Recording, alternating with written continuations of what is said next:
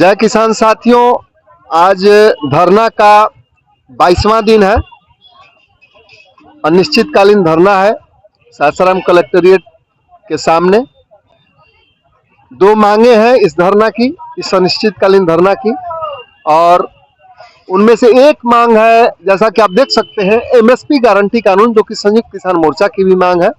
संयुक्त किसान मोर्चा की इस मांग पर सरकार ने किसानों का आंदोलन तोड़वाया, नरेंद्र मोदी की सरकार ने, भाजपा सरकार ने, और इसके बाद उन्होंने कहा था कि इसका हल निकालेंगे, लेकिन वो अपने वादे से पीछे मुकर गए।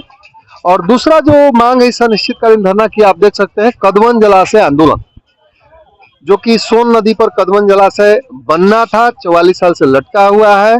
उस पर अनेकों सरकारें आई और गई और अभी तक कुछ नहीं बना है। इसके नाम पर अनेकों मंत्री, सांसद, विधायक बन गए, लेकिन कदवन जलाशय वहीं का वहीं रह गया। क्षेत्र में, 8 जिला के क्षेत्र में पानी की, भूमिगत जल की समस्या बढ़ती जा रही है साल दर साल। हम लोग समझते हैं, हमारे यहाँ बैठे नेतागण हैं, हम लोग समझते हैं कि इनकी मांगे क्या है और कदवन जलाशय कैसे किसानों की सहायता करेगा, इनको जो अपना कहना कहेंगे। मैं राहुल पटेल, आइए जानते हैं। आप हैं डॉक्टर कमलेश पटेल, सारो शेर से हैं जी। बताइए आप क्या करना चाहते हैं। जी, मेरा फुल परिचय हुआ। मेरा कोचस प्रखंड नरवर पंचायत ग्राम सारो से, और मैं किसान महासंघ का कोचस प्रखंड अध्यक्ष, और अभी फिलहाल में हमारे संस्थापक साहब ने मुझे जिला प्रवक्ता के प्रविष्ट किए हैं। तो कदवन जलाशय के लिए हम लोगों ने जो धरना या अनिश्चितकालीन धरना दिए हैं श्री रामाशंकर सरकार जी के नेतृत्व में, तो इन्होंने 6 माह पहले जिला पदाधिकारी को पत्र लिख करके दिया कि आप हमारा सूचना अपने मुख्यमंत्री को पहुंचा दीजिए, क्योंकि हम लोग कदवन जलाशय बहुत जरूरी है। आने वाले समय में और पहले भी पानी के बगैर किसानों का फसल सूख जाता है। पानी के बगैर किसानों के पानी के पीने का नहीं मिलता है। चांपाकल और बोर, ट्यूबवेल और समसेबुर सब सूख जाता है। जमीन का जल स्तर बहुत तेजी से नीचे जा रहा है। पहले 60 फीट पर हम लोग का पानी मिलता था, अब 150 पर मिल रहा है और 200 पर मिल रहा है। और आने वाली पीढ़ी 5 साल के बाद हम लोग का जल स्तर जमीन के अंदर 200 फीट गड़ाएंगे तो पर भी मिलेगा। तो इसके लिए हम लोगों ने कदवन जलाशय का निर्माण करवाएंगे, तो हम लोग का 30 फीट पर पानी मिल जाएगा, जिसका सपना आज से 40-45 साल पहले, 50 साल पहले जिन प्रतिनिधियों ने देखा कि आने वाला पीढ़ी 40-50 साल पीछे जो पीढ़ी आएगी उसको पानी की किल्लत होगी। 1990 में ये जो प्रतिनिधियों ने सपना देखा, आज वो साकार हो रहा है। उस सपना को साकार करने के लिए एक सामाजिक कार्यकर्ता श्री रामाशंकर सरकार जी ने अपने जीवन काल में और राजनीतिक और सामाजिक जीवन काल में रहते हुए अपने लिए कुछ नहीं बनाया तो सिर्फ समाज। बहुत से ऐसे नेता हुए जिन्होंने अपने राजनीतिक और सामाजिक कार्य में, किसी ने 10-10 पेट्रोल पंप, किसी ने बड़ी-बड़ी प्रॉपर्टियां, किसी ने बड़े-बड़े शहरों में 10-10 मकाने, बहुत से जमीन जायदाद कर लिए। लेकिन श्री रामाशंकर सरकार जी ने सिर्फ एक ही चीज कर दा, लोगों का दिल और लोगों का जीत। और लोगों को दिल और जीत दिलाने के लिए कदवन जलाशय के लिए अनिश्चितकालीन धरना पर बैठ गए हैं। इनका कहना है कि जब तक कदवन जलाशय का निर्माण नहीं होगा तब तक हम वापस नहीं जाएंगे। और उनके साथ साथ और किसान नेता, जैसे मैं भी हूँ, हमारे कामेश्वर शाह जी हैं, भंते श्रीनिवास जी हैं, श्याम बिहारी सिंह जी हैं, बहुत से ऐसे राहुल पटेल सिंह हैं, जिससे बहुत से लोग ऐसे हैं कि अपना कसम खा लिए हैं कि जब तक से कदवन जलाशय का निर्माण नहीं होगा तब तक से हम लोग का धरना जारी रहेगा। लोग कहते हैं कि चलने में पानी नहीं टिकता है। पानी टिकने का तरीका मैं बताता हूँ। बहुत से लोग कहता है कि कदवन जलाशय बनेगा। कदवन जलाशय बनाने का तरीका हम लोगों ने ठान लिया है। लाख दलदल हो पांव जमाए रखिए, लाख दलदल हो पांव जमाए रखिए, हाथ खाली हो लेकिन ऊपर उठाए रखिए। कौन कहता है कि चलने में पानी नहीं टिक सकता? कौन कहता है कि चलने में पानी नहीं टिक सकता? बर्फ बनने तक हौसला को बनाए रखिए, हौसला को बनाए रखिए। हम लोगों ने कदवन जलाशय बनाने के लिए अपने हौसला को बना करके बैठे हैं, दृढ़ संकल्प लेकर के बैठे हैं। यहाँ जो लोग बैठा है सबकी दाढ़ी और मूछें बढ़ गई है। किसी ने संकल्प ले लिया, किसी ने नहीं लिया है। आने वाला समय में इससे भी बड़ा भारी संकल्प लेने वाले लोग हैं। अगर हमारे श्री रामाशंकर सरकार कदमंजाला से शहीद हो जाते हैं तो उनके पीछे मैं खड़ा रहूंगा और मैं उनके जगह पर बैठूंगा, मैं शहीद हो जाऊंगा। हमारे किसान महासंघ के और भी साथी हैं, वो बैठने के लिए तैयार है। हम लोगों ने कड़ा फैसला ले लिया है अपने बैठकों में। यहाँ धरना पर बैठने से पहले हम लोग कई बैठकें हुई, उसमें बहुत कड़ा फैसला लिया गया। सरकार जी ने कहा कि अगर धरना पर मैं बैठा, अगर मैं शहीद हो गया, इसके बाद क्या होगा? तो धरना स्थली और उस बैठक में रहने वाले किसान नेता ने कहा कि मैं उस जगह को प्राप्त करूंगा और उस जगह पर बैठूंगा। अगर मैं शहीद दूंगा तो बारी बारी से सभी किसान महासंघ के कार्यकर्ता बैठेंगे और कदमंजाला से बना करके तैयार करा लेंगे। मैं इसमें थोड़ा सा यह जोड़ना चाहूंगा कि आज से 40 साल 44 साल पहले या फिर जो भी हो, 30 साल से तो ऊपर ही हो गया, सोन बचाओ संघर्ष समिति के उस समय जो नेताओं ने देखा था भविष्य कि पानी की समस्या होगी, वह हो रहा है। लेकिन क्षेत्र के जितने भी किसान हैं उन समस्याओं को अपने अपने स्तर से झेल रहे हैं। मतलब अपना, उनका कल सूखेगा तो ट्यूबवेल गड़वा लेंगे, सबमर्सिबल गड़वा लेंगे, जो भी कर लेंगे, अपने स्तर से अपना दुख भोग रहे हैं। लेकिन उनको कहीं से भी सुझाई नहीं पड़ रहा है कि समेकित रूप से, संगठित रूप से वो अगर कदमंजाला से की लड़ाई लड़े तो ये जो अकेले अकेले दुख भोग रहे हैं वह भोगना ही नहीं पड़ेगा। यही कहना चाहते थे आप? हमारा कहना तो यही था। जो किसान, अगर आप कह रहे हैं कि अलग अलग बोरिंग और अलग अलग तरीकों से काम कर रहे हैं, नहीं, सारे किसानों का तरीका एक है।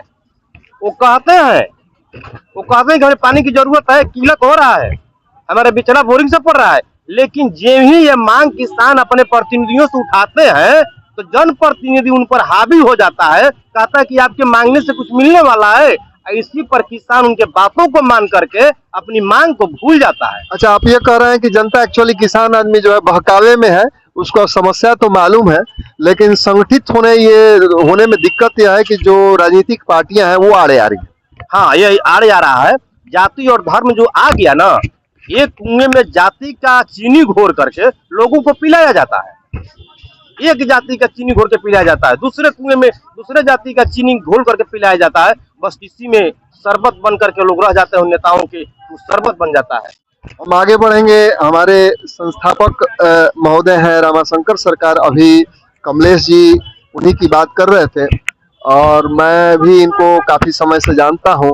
मेरा यह मानना है कि जिले में पहले 2 किसान नेता थे और अब रामवरत बाबू गुजर जाने के बाद एक ही बुजुर्ग किसान नेता बचे हैं जो धाकड़ है। आपका स्वागत है सर, नमस्कार। आप इस कदमंजाला से पर क्या बोलना चाहते हैं सर?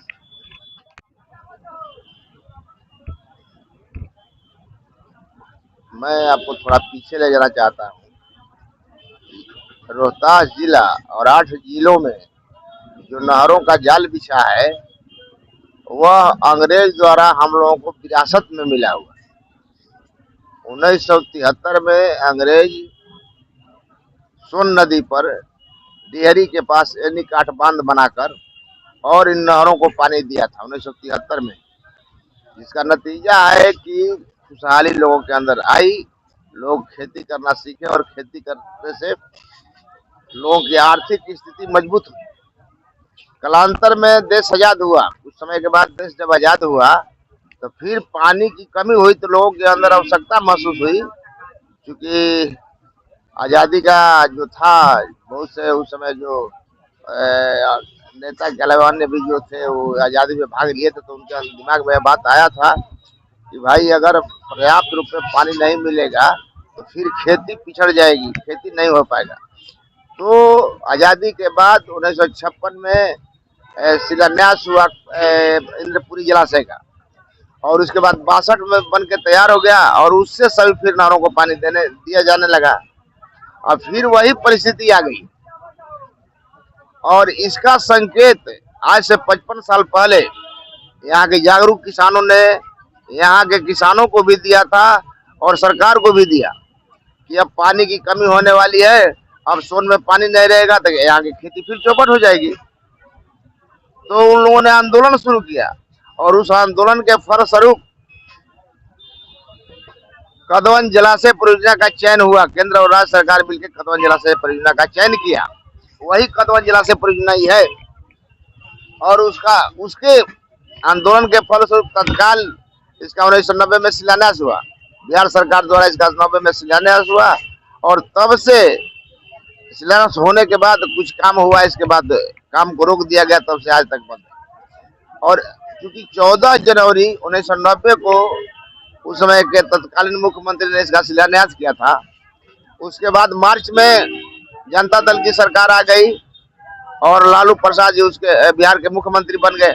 उसके साथ नीतीश कुमार भी उनके साथ थे और नीतीश कुमार वीपी सिंह के सरकार में केंद्र में मंत्री थे, कृषि मंत्री। और उन्होंने क्योंकि आंदोलन का तत्काल कार्यकाल समाप्त था, उनको भी उनके दिमाग में बात थी।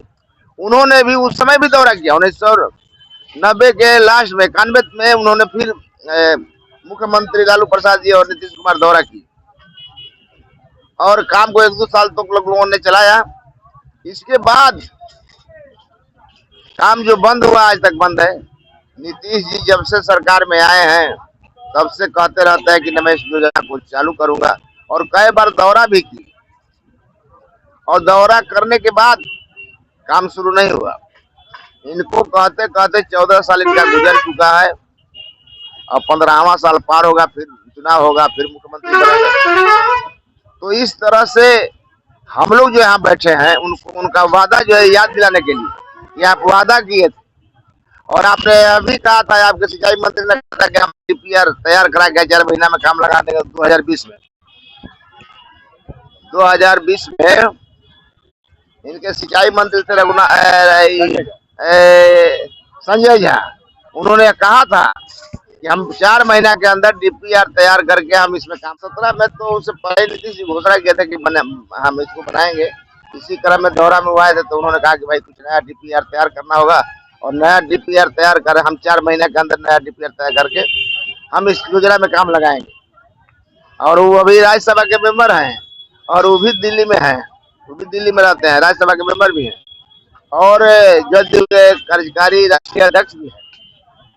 तो इसलिए हम लोग जो यहाँ बैठे हैं, हम लोग का एकमात्र उद्देश्य है कि नीतीश कुमार को उनके वादा को याद दिलाया जाए और हम लोग उनसे आग्रह भी करते हैं कि आप इस योजना को तत्काल काम लगाइए और नहीं लगाइएगा तो यह जो इलाका है 150 बरस पूर्व की स्थिति में आ गया, फिर जंगल हो जाएगा।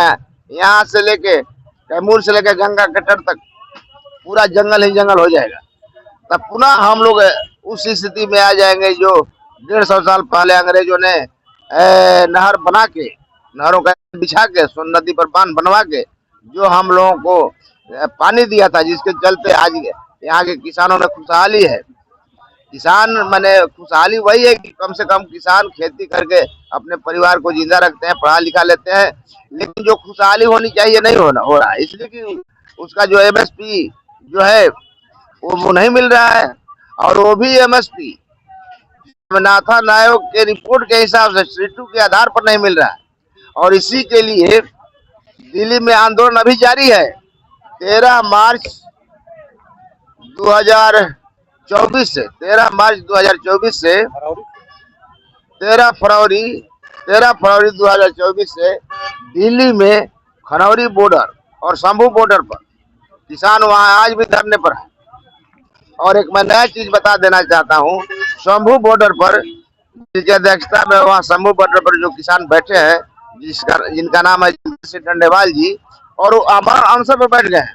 अच्छा, वो हमारा अनशन पर बैठ गए एमएसपी की कानूनी गारंटी के लिए, हमारा अनशन पर बैठे। उसके साथ कुछ और भी मुद्दा है, लेकिन मेन मुद्दा है एमएसपी की कानूनी गारंटी। इसके लिए हमारा अनशन पर बैठ गए और यह क्रम उनका भी जारी है। अगर उनको किसी तरह से कुछ हो जाता है तो उसके बाद दूसरे किसान नेता बैठेंगे, तीसरे बैठेंगे, चौथे बैठेंगे, लेकिन अमर अनशन जारी रहेगा। ये कब से आमरण अनशन चालू है उनका? उनका आमरण अनशन चालू है 26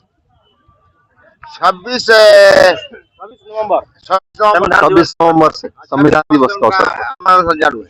इस बीच में कुछ घटनाक्रम भी हुआ और पंजाब की सरकार ने उनको 25 रात को उठा के लेके पटियाला हॉस्पिटल में डाल दिया। वहां भी उन्होंने शुरू कर दिया। अन्न अन्न तो त्यागे दिए थे, जल भी कहा कि अब हम नहीं खाएंगे।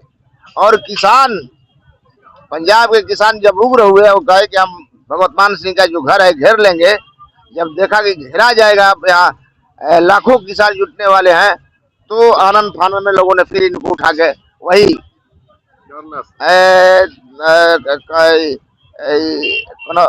खनौरी धरना स्थल पर इनको ले जाकर लोग पहुंचा दिया। और वहीं पर धरना स्थल पर अभी भी वहाँ अनशन पर बैठे हुए। तो इस तरह का एमएसपी की लड़ाई पूरे देश में चल रहा है। और वो लोग जो वहाँ लड़ रहे हैं उनका हम लोग यहाँ से हम समर्थन कर रहे हैं हम लोग। लेकिन यहाँ जो मुख्य रूप से हम लोग चाहते हैं कि कदवन जलाशय अगर नहीं बनेगा, अगर इसका निर्माण कार्य शुरू नहीं होगा, तो 55 साल पहले जो संकेत लोगों ने दिया था उसका तो हम भुगत रहे हैं। अभी जनवरी के बाद अगर नहर में पानी नहीं आएगा ना, तो समझिए कि चंपाघर और ट्यूबवेल टंग जाता है। जनवरी के बाद अगर नहर में पानी नहीं आए जनवरी में, तो ट्यूबवेल और चंपाकल टंग जाता है। इसलिए कि लोग पानी निकाल के और खेती करते हैं। और अब ऐसी स्थिति हो जाएगी, इसका भी संकेत आ गया है कि बिहार सरकार आपको खेती करने भी नहीं देगी। अगर कोई चाहे कि हम समरसेबुल गड़ा के खेती कर लेंगे अकेले, तो उसको जो है बिहार सरकार होगी कि आपको पानी की कमी है, पानी का लेयर बहुत नीचे चल गया है, इसलिए आपको खेती नहीं करना है, पानी छोड़ दीजिए पीने के लिए। तो किसी हाल में हम नहीं करेंगे। अगर कोई समझता है किसान का हम समरसेबुल गड़ा के खेती कर लेंगे, तो बिहार सरकार खुद नहीं करने देगी। ये जो मैंने जल संसाधन विभाग का आंकड़ा देखा है, तो यह जो खेल चल रहा है कि आप सबमर्सिबल से खेत आज पटा ले रहे हैं, 10 साल से 40 साल के अंदर अलग अलग क्षेत्रों में वह खेल भी खत्म हो जाएगा। अभी 10 साल नहीं, अभी ये पिछले साल इसी जिला के कोचस में किसानों को पुलिस ने जाकर रोक दिया कि खेती नहीं करना है।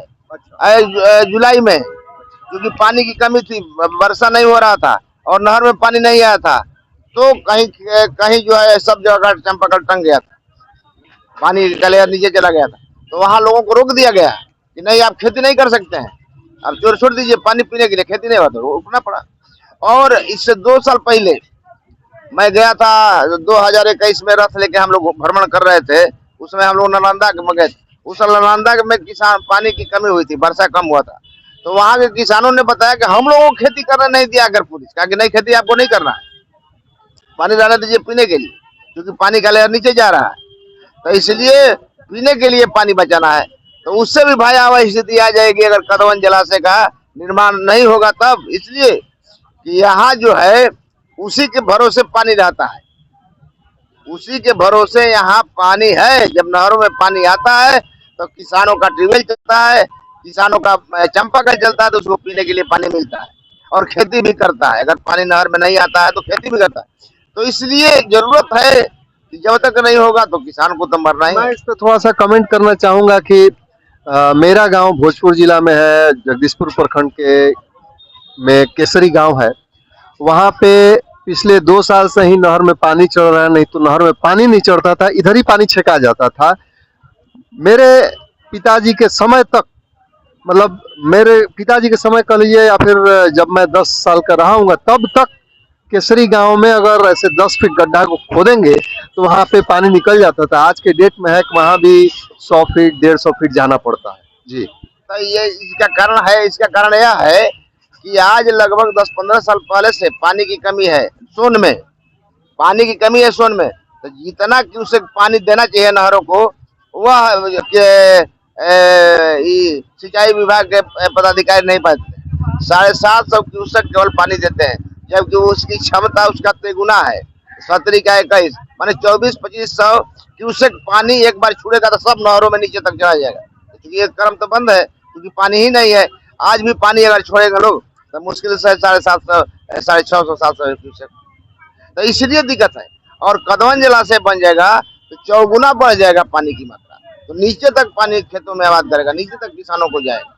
और यह पहले होता था, इसलिए कि उस समय क्षमता जो नहर की क्षमता जो बनाया गया है, उसकी क्षमता है इतना पानी ले जाने के लिए। लेकिन अभी तो चूंकि लोग नहरों में भी कुछ मिट्टी उट्टी भर गया है, ये लोग सफाई नहीं करता है, सफाई के नाम पर केवल पैसा खाता है।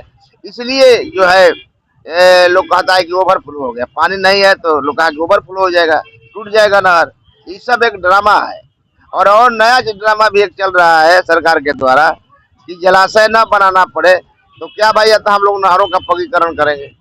और नहरों के पक्कीकरण का मतलब हुआ कि किसान और मरेगा, क्योंकि जब पानी रिसता है नीचे जमीन में तबे उसका चापाकल और ट्यूबवेल चलता है। और पक्कीकरण देने के बाद तो रिसेगा नहीं, फालतू पानी हुआ था नदी में चला जाएगा, गंगा जी में चला जाएगा, या नदियों में जहाँ जहाँ नदी में गिरा है नदी में पहुंच जाएगा, तो फिर काम में आएगा नहीं। इसलिए वह तो और खतरनाक है। तो सरकार यह योजना इसलिए बना रही है कि विभाग को भी फायदा होगा, सरकार को भी फायदा होगा। मतलब आपका कहना है कि घाव पैर में हुआ है, इलाज बताया जा रहा है कि पैर काट दिया जाए। यानी समस्या का समाधान, असली समाधान यह है कि कदवन जलाशय बनता तो ये कह रहे हैं कि देखिए पानी कम है तो पानी के रिसाव को रोक दिया जाए, पक्कीकरण कर दिया जाए, जो कि एक्चुअली कमाई का साधन है ठेकेदारी के माध्यम से। तो इसलिए चूंकि अब जो ना 150 साल पुरानी नहर है, जो अंग्रेज जो नहर बना के गया है उसमें कहीं टूट फूट नहीं, टूट वही है जहाँ पुल के नीचे पानी गिरता है तो कहीं कहीं टूट हो गया तो उसकी मरम्मत करने की जरूरत है। वहाँ आपसे हो ही नहीं रहा है, आप पूरे नहर पक्की करने की बात करते हैं, तो कितना टिकेगा उसका तो कोई भरोसा है नहीं। जब पुल ही गिर जा रहा है तो पक्कीकरण नहर का जो होगा, ईंट बिछेगा, वो बालू घोर दिया जाएगा, तो उससे कितना टिकेगा। इसलिए वह बहुत खतरनाक है और वह कृषि के हित में नहीं है, वह इस इलाके के मानव के हित में नहीं है। इसलिए जरूरत है कि पानी ज्यादा बर्बाद नहीं होता है। अंग्रेज द्वारा जो नहर बनाया गया है वह पानी बहुत बर्बाद नहीं होता है, उतना पर्याप्त पानी नहीं मिल रहा है तो पानी बर्बाद कहाँ से होगा। इसलिए कदवन जलाशय की आवश्यकता है। मैं ये रिपोर्ट है 6-7 पेज की रिपोर्ट है, यह रिपोर्ट मैं नहीं बनाया था, मैं इसको पढ़ के आपको थोड़ा सा हिस्ट्री देता हूँ। इसमें मैं थोड़ा सा आपको बताता हूँ इसकी इतिहास। 1855 में पहली बार British military engineer H Dixon ने दक्षिण बिहार में खेती योग्य भूमि बढ़ाने तथा नए व्यापारिक मार्ग शुरू करने का सुझाव दिया था। 1860 में प्रोजेक्ट का विस्तृत रिपोर्ट बना। 1867 में east India irrigation and canal company limited का निर्माण हुआ। 1868 से 73 में एनिकेट डैम डिहरी में 14 फीट ऊंचा और 3 मील लंबा पत्थर का चेक डैम बना तथा 218 मील लंबा नहरों का जाल बना। 1956 से 62 में एनिकट डैम से 8 किलोमीटर ऊपर इंद्रपुरी बैराज बना। यह बनाने की जरूरत इसलिए पड़ी आजादी के बाद कि खेती योग्य भूमि बढ़ते चली गई, जंगल कटते चले गए, ज्यादा खेतों को पानी देना था, ज्यादा बड़े क्षेत्र को पानी देना था, तो इंद्रपुरी बैराज बना। 1962 में सोन के मुख्य सहायक नदी रिहंद उत्तर प्रदेश में 2 बांध बने, जो चूंकि सहायक नदी है तो अब सोन नदी में कम पानी आने लगा बिहार के क्षेत्र में। 1967 में जब यह रिहंद बांध बना तो 1967 में बिहार के दक्षिण बिहार किसानों ने, इस क्षेत्र के किसानों ने समस्या समझ लिया तो उन्होंने सोन बचाओ संघर्ष समिति की शुरुआत की। 1973 में फिर से मध्य प्रदेश में बाणसागर डैम बना और पानी जो आता था वह भी रुक गया, अब पानी की ज्यादा समस्या होने लगी। 1978 से 2006 के बीच में बाणसागर डैम मध्य प्रदेश में बनकर तैयार हो गया। 1982 में सर्वे हुआ, डिहरी से 80 किलोमीटर ऊपर सोन पर कदवन जलाशय के लिए उच्च स्तरीय बैठक हुई। 1987 में सोन नदी कमीशन द्वारा कदवन जलाशय योजना पर विस्तृत रिपोर्ट तैयार किया गया। 173 मीटर FRL तय किया गया। 1990 में जगन्नाथ मिश्रा द्वारा कदवन गांव में शिलान्यास किया गया। 2017 में नीतीश कुमार ने काम शुरू करने की घोषणा की गई। 4 मार्च 2020 में संजय झा, जो कि जल संसाधन मंत्री बिहार, द्वारा सदन में 3 माह के अंदर कदवन का DPR पूरा करने का निर्देश दिए। यह मामला आज भी लंबित है। धन्यवाद। मैं राहुल पटेल, सासाराम, बिहार से। आप लोगों के समर्थन की जरूरत है इस धरना को, अनिश्चितकालीन धरना को। इससे 8 जिले प्रभावित हो रहे हैं। 8 जिलों के किसान को तन मन धन से इस आंदोलन का समर्थन करना चाहिए। एक बार फिर से सभी को धन्यवाद। लाइक, शेयर, सब्सक्राइब करें। जय किसान।